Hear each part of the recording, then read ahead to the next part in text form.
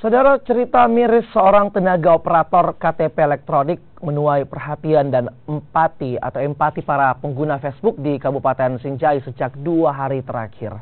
Muhammad Yasir Arsyad mengaku tidak mampu membayar tagihan iuran jaminan kesehatan nasional BPJS karena upah yang diterima hanya Rp210.000 per bulan.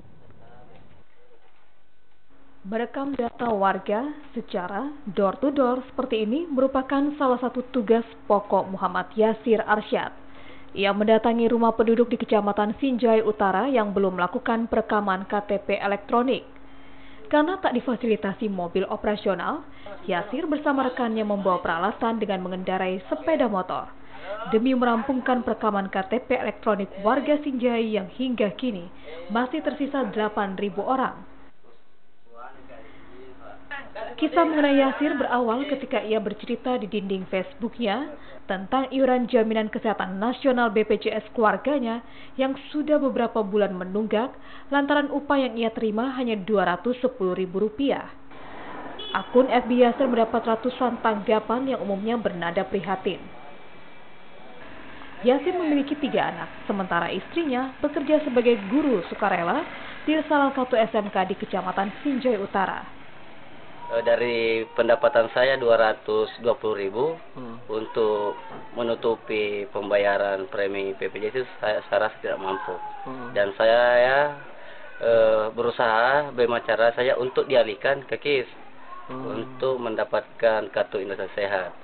Tapi ya setelah saya berusaha ingin memindahkan, ternyata saya diwajibkan harus membayar denda atau tunggakan selama beberapa bulan yang saya tidak pernah bayar. Pekerjaan yang tidak mudah, namun upah yang ia terima minim, bahkan bisa dibilang tak layak. Jangankan membayar iuran BPJS setiap bulan, dengan upah sekecil itu untuk biaya hidup sehari-hari, ia masih sulit. Kami akan tarik setelah